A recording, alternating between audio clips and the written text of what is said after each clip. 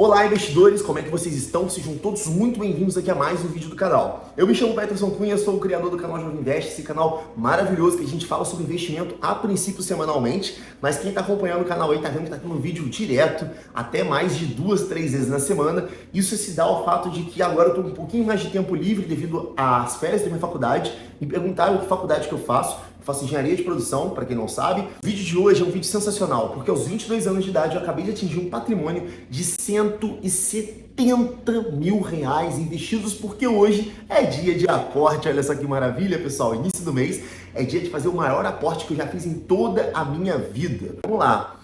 Primeiro eu quero lembrar para você que até o final do ano de 2022 e o início do ano de 2023 eu não tinha um mísero real na minha conta, um mísero real. Mas uma coisa eu tinha, a mesma mentalidade que eu tenho agora é a mesma mentalidade que aquele Peterson tinha, o mesmo sangue nos olhos é o mesmo sangue nos olhos que aquele Peterson tinha e graças a Deus, cara, não deu nada errado, sabe? Todo dia eu acordo com aquela vontade de querer conseguir algo novo. Eu estou sempre estudando coisas novas, lendo sobre investimentos, aprendendo sobre investir no exterior, aprendendo sobre renda fixa aqui no Brasil. É sempre um aprendizado constante, é muita informação e não tem como eu conversar isso no dia a dia. A minha família, infelizmente, não tem conhecimento do mercado financeiro. Os meus tios estão viciados em jogos do tigrinho.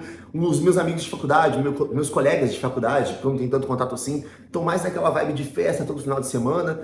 E assim, eu não tinha com quem falar, mas eu queria falar, por isso que eu criei esse canal aqui e venho registrando para vocês aí a minha carteira já faz 7 meses com os aportes mensais, do que eu tô aportando, porque eu tô aportando, e vocês gostaram muito desse tipo de conteúdo. Eu quero agradecer a todos vocês que se inscreveram, curtiram, compartilharam, comentaram aqui os vídeos do canal. E o maior legado desse vídeo, pessoal, é o seguinte, cara.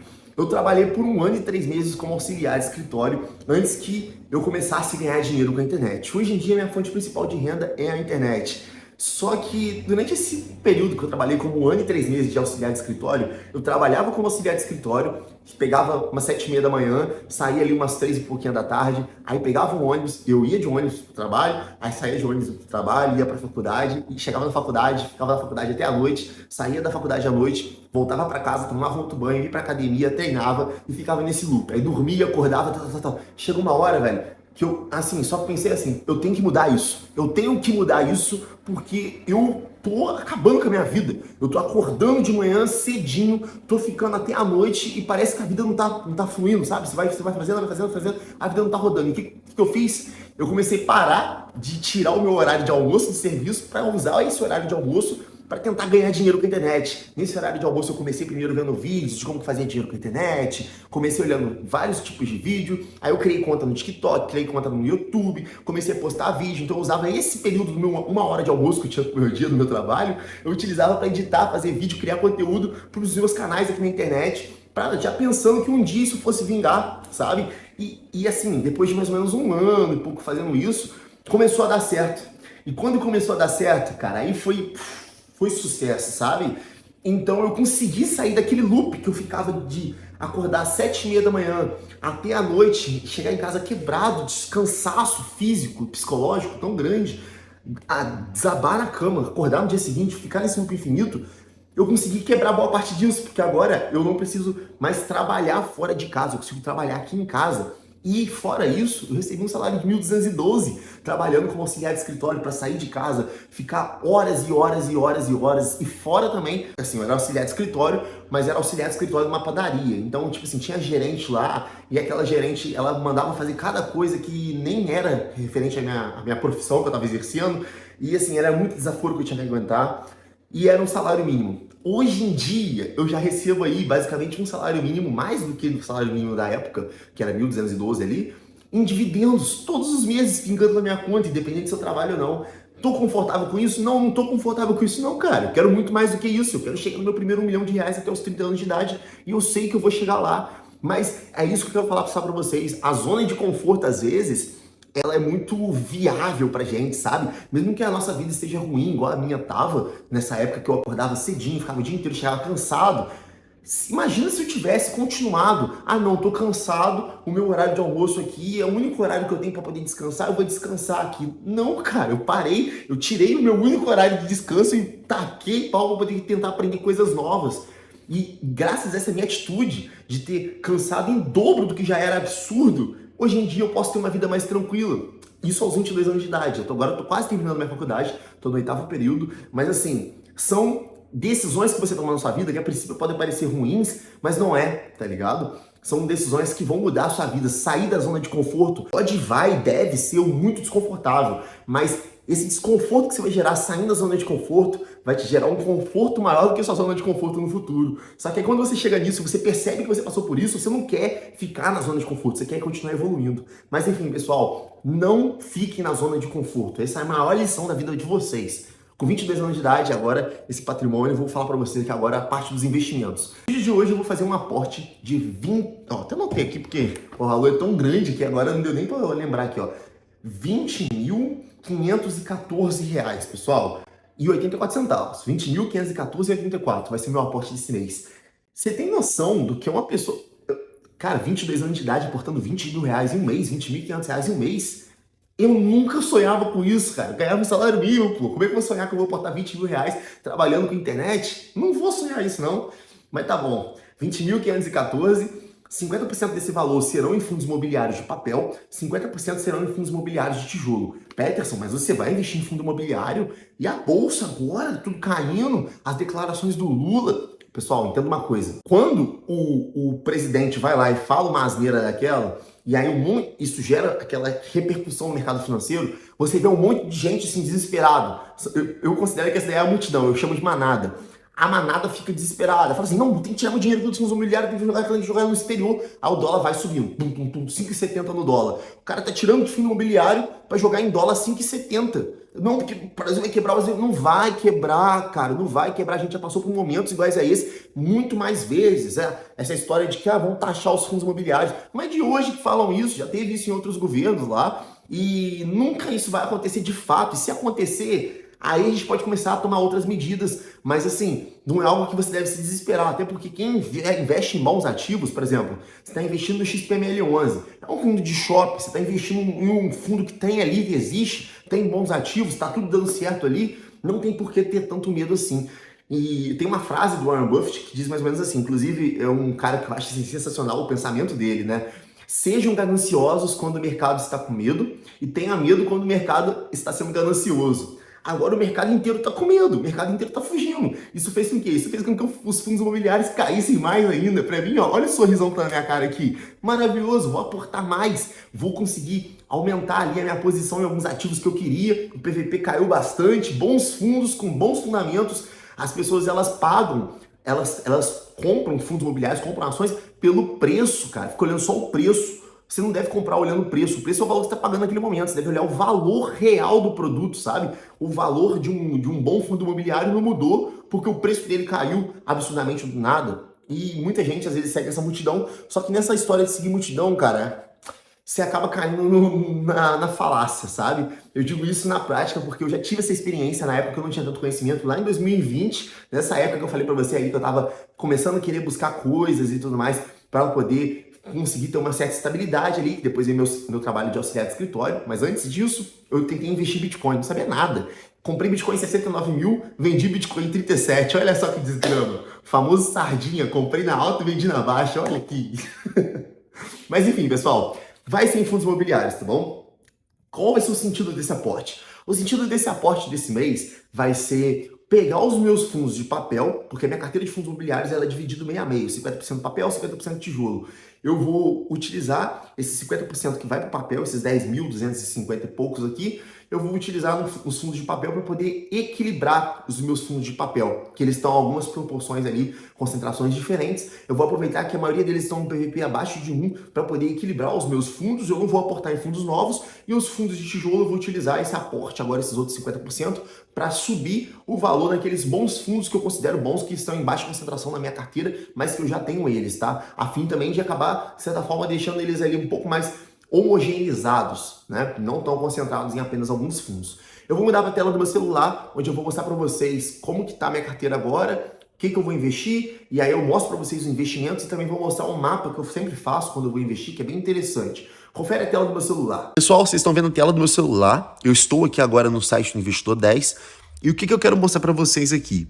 Se a gente vir na aba de gráficos aqui do site e descer até a parte dos fundos imobiliários, vocês vão ver algo bem interessante. 50,29% dos meus fundos estão concentrados em fundos de tijolo e 47,3%, que equivale a 56.292, estão em fundos de papel. O que a gente vê assim? A gente vê que os fundos de tijolo e os fundos de papel, eles estão bem equilibrados. Entretanto, se você for olhar as concentrações dos diferentes ativos na minha carteira de fundos imobiliários, por exemplo, o MXRF11 é um fundo de papel, XPCI11 é um fundo de papel, VGHF11 é um fundo de papel, ABT11 é um fundo de papel, KNCR11 é um fundo de papel.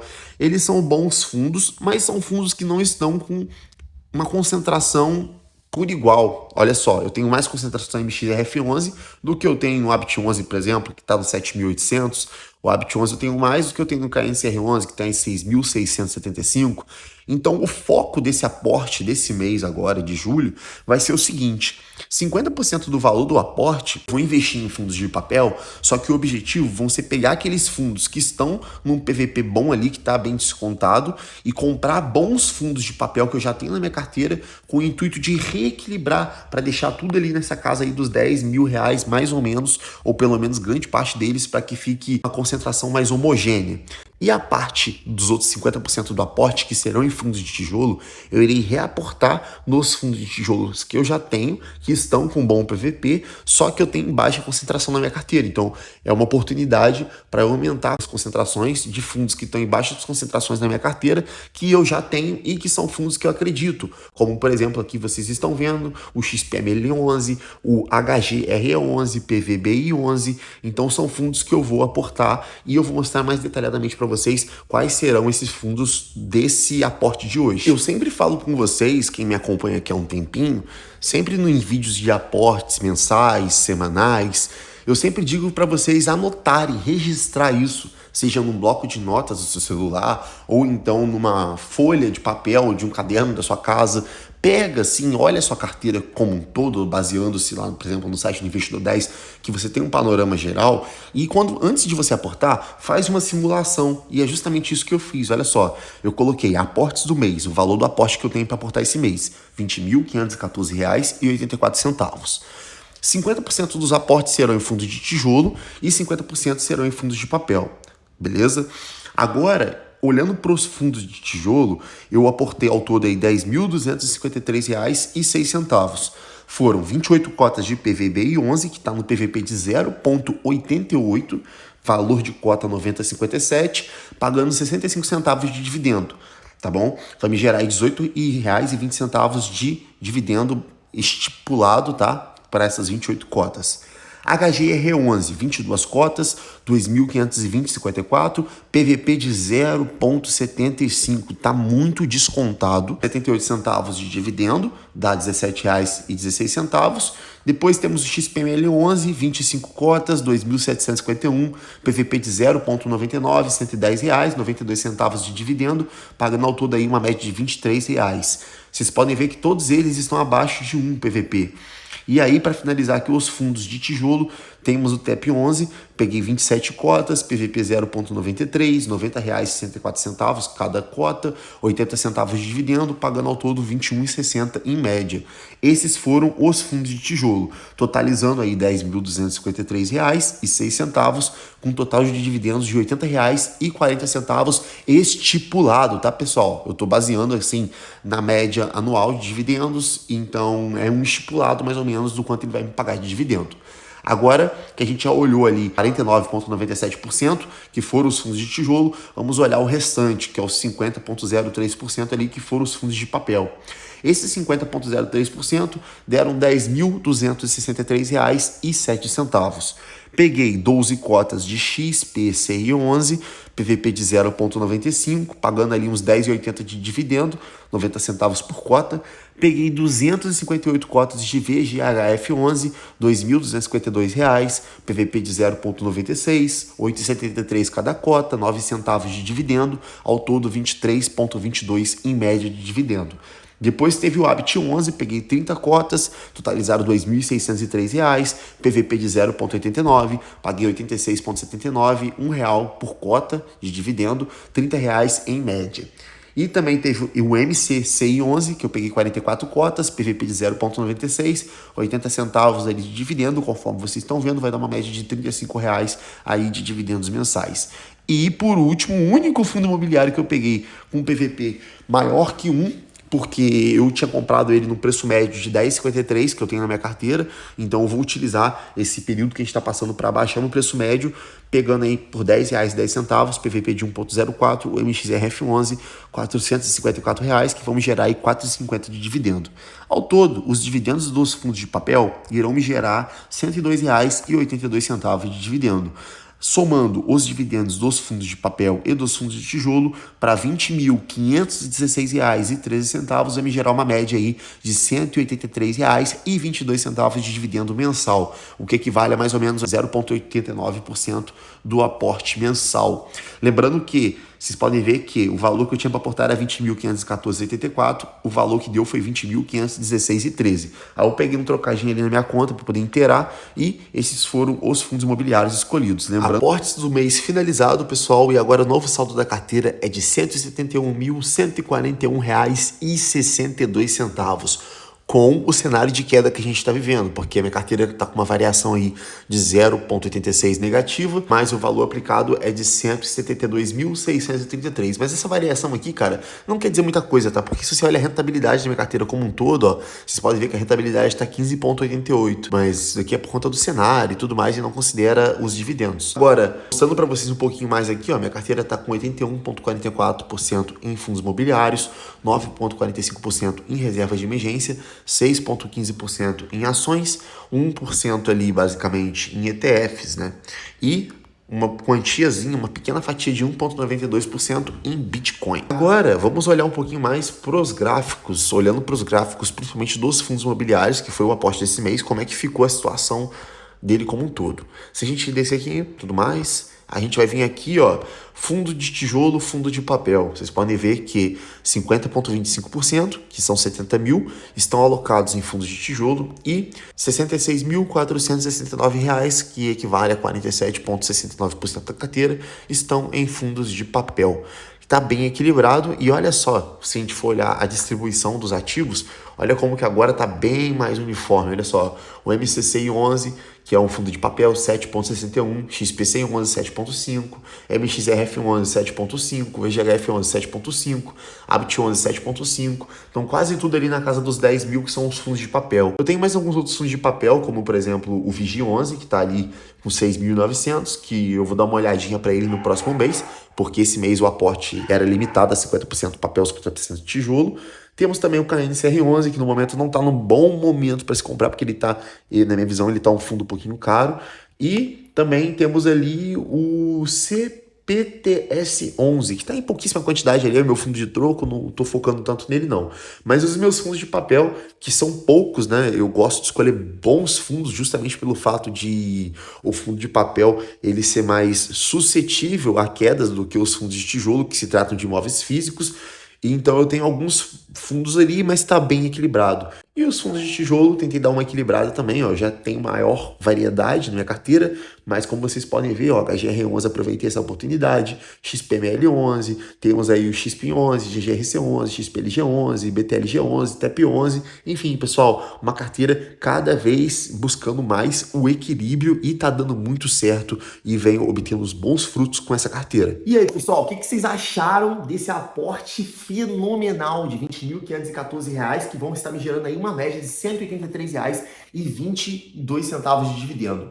Lembrando para vocês que eu já estava recebendo um bom dividendo. Eu utilizo aquele aplicativo RendaFi, que ele mostra só os dividendos dos fundos imobiliários, sabe? E naquele aplicativo RendaFi, agora para esse mês eu iria receber uma média de R$ 1.109,24. Então, para os aportes para os próximos meses, eu vou receber R$ 1.109,24, que estaria recebendo até então, mais R$ 183,22, que daria R$ 1.292,46. Só que fora isso também tem a minha caixinha do Nubank, que já descontando o rendimento ali do imposto de renda e tudo mais, está rendendo mais ou menos R$ 104,00. Então, ao todo, eu estou tendo de rendimento de cash caindo limpo na conta, digamos assim, R$ 1.396,46. R$ 1.396, está quase perto do salário mínimo atual, né?